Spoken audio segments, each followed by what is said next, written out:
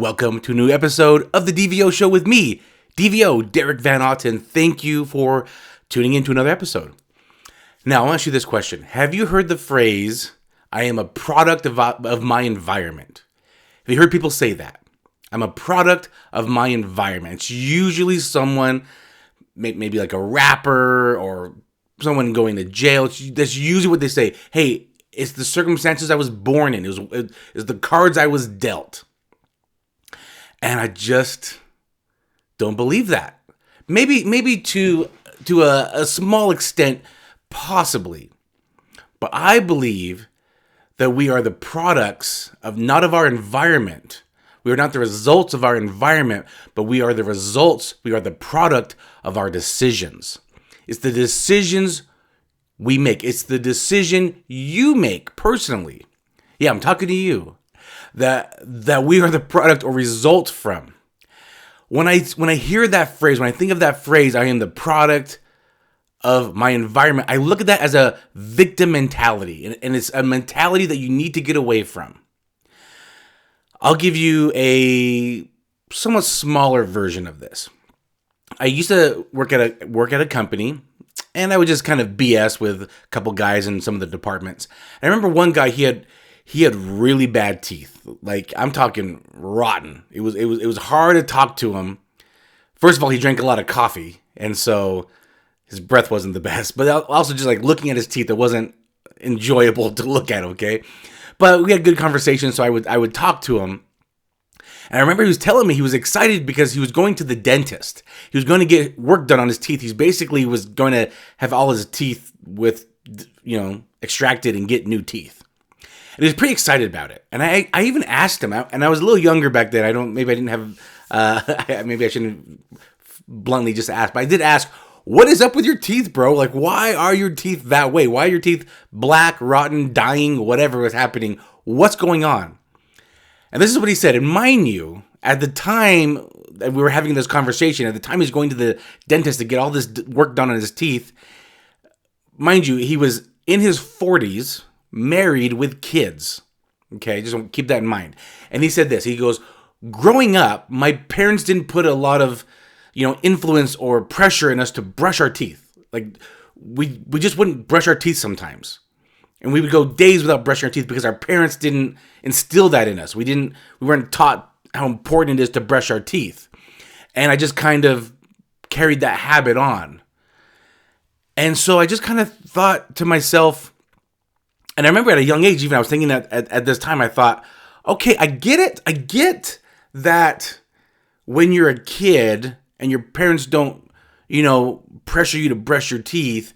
I get that. I get that. No kid really enjoys, most kids don't really enjoy brushing their teeth, right? I get that. But then there's a point where maybe you're interested in, in his case, he was interested in girls. I mean, there's a point you get interested in whatever you're interested in, and you might want to think about having good hygiene, like brushing your teeth so your breath doesn't smell when you try to kiss her. Like, you would think that, right? And for whatever reason, he didn't.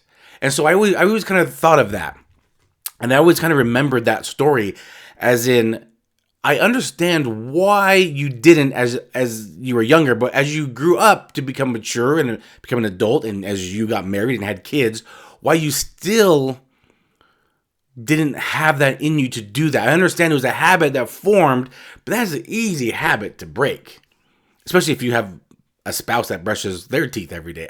I don't know their home situation. This was a long time ago, so I don't know where he's at today, but I always thought about that. And I've always been interested in gang culture. I don't know why. I've always been interested in gang culture. And, in seeing people growing up in the ghetto, and I always would applaud anyone that wanted to get out of that circumstance. They always wanted to get out. They wanted to do something better, whether they would become a sports athlete, a rapper, an artist, whatever it is. I always love those stories of someone that grew up in poverty, impoverished areas, what's it called? Just escaped my mind. Oh, it keeps coming and going. But anyway, when the projects, there we go. Someone that grew up in the projects and they got themselves out of it, or they wanted to get out. They're trying to make a better life for themselves or their family. And I always love those stories, and I just love that culture. And it was actually an interview that I was watching recently with a former gang member. He killed somebody, spent 24 years in prison, got out in prison, became reformed, met up with other gang members. They also wanted to help people not go into prison, get out of the gang life, help the young teens get out of the gang life. And in this documentary, he was delivering flowers. And he says every year he likes to deliver flowers at the place where he murdered the person. What happened is he got into a fight at a bar and beat him to death outside of the bar. So at the bar, across the street is where the man passed away, and this former gang member laid flowers down. And then he had another set of flowers. He goes, this other set of flowers, I'm going back to the building. It's no longer a bar. It's actually now a church now. And he said, I'm going to put these flowers here because after I killed him, I reached in his pocket, took out his wallet, and I just was going through it looking for cash, whatever. I was just throwing things out of his wallet. I just threw it all over the street. When I found no cash, I threw the wallet up on the roof of the building. And when the detectives called the man who passed away, when they called his family, it was his young daughter that said, is his letter there? I guess his young daughter wrote him, I don't know if it was a letter or poem, but she wrote something. And the man kept it in his wallet. He always just stuffed it, folded up, and kept it in his wallet. So they said, we found his wallet on top of the bar, but inside there was no poem. And she was heartbroken over that because he really valued that poem, excuse me, or that letter that she wrote. So the man, he treasured that. And when they found out that it wasn't there, they were even more heartbroken over it. And the former gang member, he feels really bad about it. He said, I had no remorse. I had no feelings towards it. I was just looking for money. I just threw things out of the wallet. It probably got thrown on the street, probably got blown in the wind, and it's gone. And they wanted to bury him with that letter or poem. And he feels terrible about it. So he brings an extra set of flowers for the lost letter or poem, actually.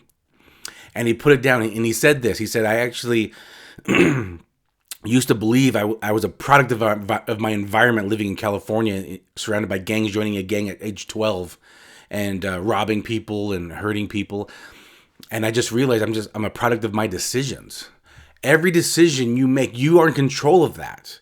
Sometimes you're not in control of what happens to you sometimes.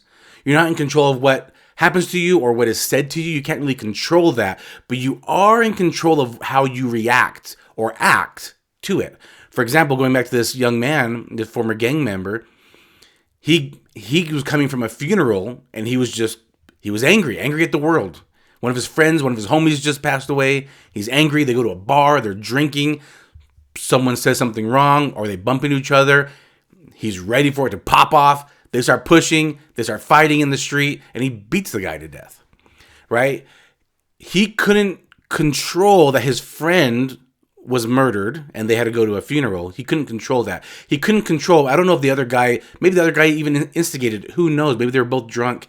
He can't control, let's just say the other guy bumped him or shoved him. He has no control over that, but he did have control of how he reacted. He obviously reacted poorly, and that cost 24 years of his life in prison. But we are not victims, okay? And sometimes we are, okay? I take that back. Sometimes we are victims, and we can't control it. But you don't want to have a victim mentality. You can't say, oh, I'm stuck here because that's how I've always been. My whole family has done this type of work. We've always been in this neighborhood. That is a victim mentality. And that is not true. That can be changed. It's how you perceive your surroundings. Okay? So in this example, he could have made a better choice. He could have not gotten into a fight. Or if he knocked him down, he could have left it at that. if they did get into a fight, but you kept going. You always have a decision. And the results of that decision is all yours, whether it's good or bad. If you've made a bad decision, that's your fault. It's 100% your fault if you've made a bad decision. If you've made a good decision, guess what? That's also your fault. And that could be in a good way. That's a great decision. But it's always your decision to make. And you shouldn't let other people influence your decisions either. Sometimes you might be asking for help or guidance, and that's okay. But don't let other people dictate your decisions. Don't be a follower. Don't be a sheep. You make your decisions. A lot of times go with that gut feeling. The feeling in your chest, the feeling in your gut. Sometimes go with that. That's usually sometimes the right way to go. Or the first instinct you might have is usually the right answer. Not always, but usually. That might just kind of help you as you make your decisions. But I just want you to know that you are not a product or a victim of your environment. You are the product, you are the result of your decisions that you've made. And that's helpful because if you understand that, that means you are the answer to your problems because you made the decision. You're the answer to that. If you're in a place that you don't like, you have the solution. It's your decision. You have to make that up. Sometimes it needs a little help. Maybe it's monetary help or whatever. But that means also you make the decision to get there. You make the decision for the solution. You make the decisions, the step by step to get to the solution, to get to the root of the problem. You have those answers. Sometimes you need help, and that's okay. That's when you can reach out to me, right? That's what I do. I coach people, help them make decisions that better their life, or help them see different perspectives to increase their life. That's what I like to do. So feel free to reach out to me, and I can help you do that too.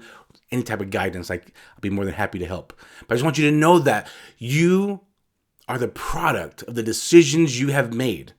And making no decision is also a decision, okay? Just leaving things alone, ignoring something, that is also a decision you've made. You might not have taken any action or an exact decision, but doing no action, making no decision is also a decision that you've made. All right, just know that. All right, you guys, I hope that helps. Keep being awesome. Know that you're loved. Know that you're appreciated. Know that you're needed. Know that you're important. Know that you're special. And I'll catch you on next episode. Bye.